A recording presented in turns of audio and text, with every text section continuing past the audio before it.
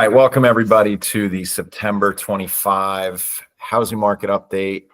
Things are changing out there. The big news is mortgage rates, but we're also going to check in with just general housing market news. So let's just jump right in and check out what the headlines are reading this month. So if you just go to Google, right, this is something I do in preparation for this meeting every month, is I just type in housing market news and you can check out what's going on there.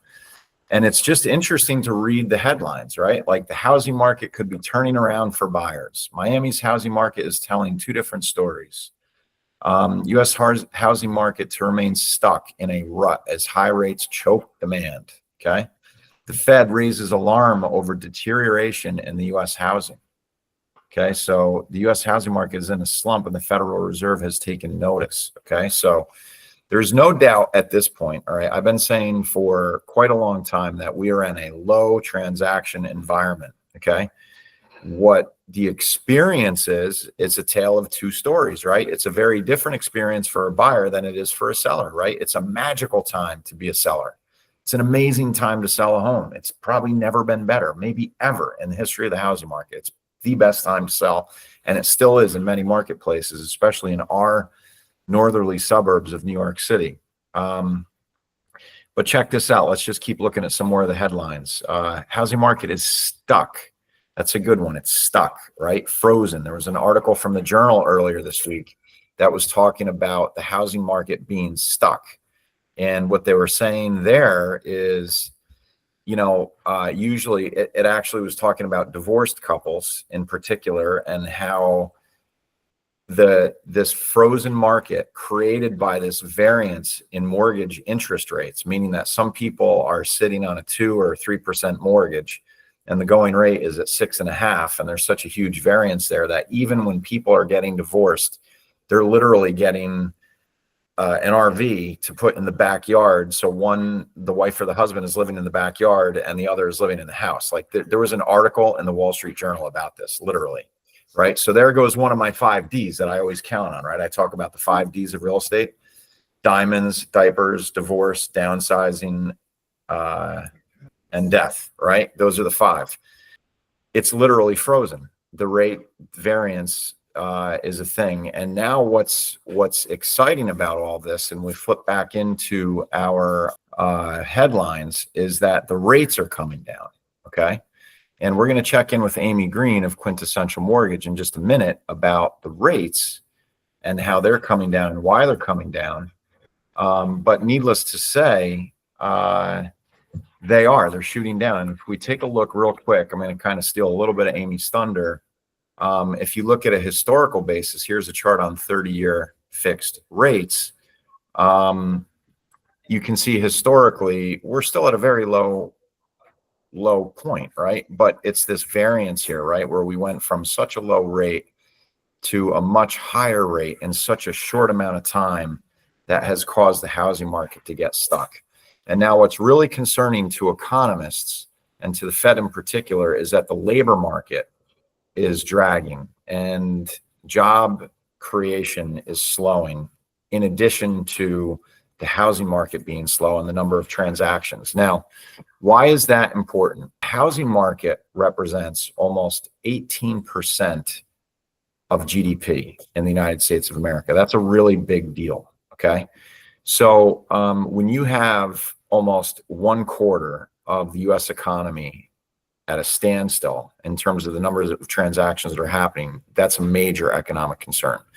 So the federal government, state governments really need to be thinking critically about what can they do to get transactions rolling again. Because think about a transaction. Us as realtors, how many things does it spur, right? Like how many we send recommendations around all the time to each other in our own little network here.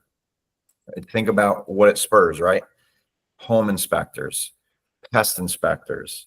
What were some of the recommendations this week? Builders to build a custom built home, estate sales, right? Like all of these ancillary businesses that are prevalent because of transactions happening.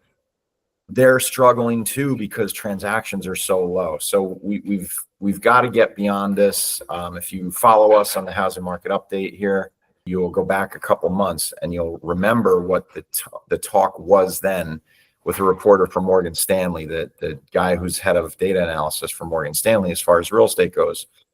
They're all looking for the 30-year fix to settle right below 6%. Okay. So I'm going to bring Amy Green in at this point. Amy, if you can hear me, come on in. But I'm just going to show this one because it's dynamic and it's really good. And we can take a look at this together here. And what I'm going to do is I'm going to put this to a 1-year view. All right.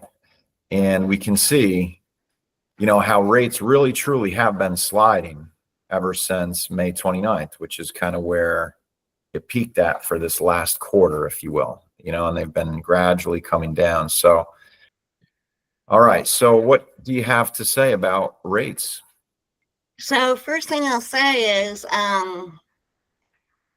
everything is relative, right? So in my mind, low six is fabulous, right? Historically speaking, I think the average is 7. So I think we're in a really great place to relieve some of the, well, not some of, all the gridlock that's out there. That's what I referred to what you were saying, Jeffrey, because of that low interest rate that everybody got, 2 or 3%. That really, you know, stalled the supply side of things, and like you said, Jeff, it was such a huge variance that people couldn't, you know, why would you trade up for that much of a higher interest rate? So I think we're in a good place. Rates have come down, mainly recently due to the job market, right? Now, the Fed is expected to cut rates tomorrow, but that's pretty much already priced into the market. Hopefully, maybe they'll cut a little bit more, but more than 0.25%. We got to wait and see what happens there. But like I said, right now, what's driving rates down primarily is the August jobs report showed only 22,000 jobs added with rising unemployment. So that's a sign of a cooling labor market. And it's also been worsened by the recent tariffs. So I think we're in a good place for rates to continue coming down like we see on your chart, Jeff. Okay. And one thing real quick, I just want to show another important metric here is the 10-year Treasury bonds. You know, mortgage rates are in a direct correlation with the 10-year Treasury. Okay. Yield. Okay. So the lower the yield, the lower the mortgage rates. And you can see here that the 10-year Treasury, all right, no surprise, has been dropping. Hence the reason why mortgage rates have been dropping. So does anybody know? Well, for those of you watching the housing market, you can't hear my audience. So I'm just going to answer the question. The reason why the yield for bonds is decreasing is because there's more demand for bonds. And the reason why there's more demand for bonds is because people in general are kind of freaking out about the labor markets, which are causing concern for recession. So investors are seeking more stable investments in bonds rather than equities, i.e. the stock market. So when investors are running to a more safe investment, such as bonds, the yield goes down, and also the 30-year fixed follows that rate. Okay. So a recession could actually greatly help the housing market. It could possibly be the thing that actually gets the housing market going again, and then ultimately gets us out of a recession. So it might just be an inevitable thing that we have to dip into a recession for rates to come back, for people to put their house on the market and get things going again, and the whole economy will rise because, again, 18% of GDP is created by the housing market. Okay, Amy, do you have anything else you want to share? No, I think, you know, we covered it. Well, maybe one thing I just wanted to say, on average for a $350,000 loan amount, right now, if you're going to lock into a 30-year fixed with around 6.25%, the principal and interest on that is $21.55 a month. So it's came down since last we spoke by about $76 a month. So that's a good thing. Yeah. So what's interesting about that, right? And this is something I think if you're a buyer, you should think about this. There's like news headlines and national news being made about rates coming down and this, that, the other thing. At the end of the day, it's only a $70 per month variance, right? So like pretty much any household can bridge that gap, right? So it's a good time to buy. It's always a good time to buy because what's your alternative? To rent, and now you're paying someone else's mortgage down instead of paying your own mortgage down. So it's always best to own your home if at all possible. All right, Amy, thanks so much. Thanks everybody else for being here in the audience. Appreciate it. We are done with the housing market update. We'll see you next month.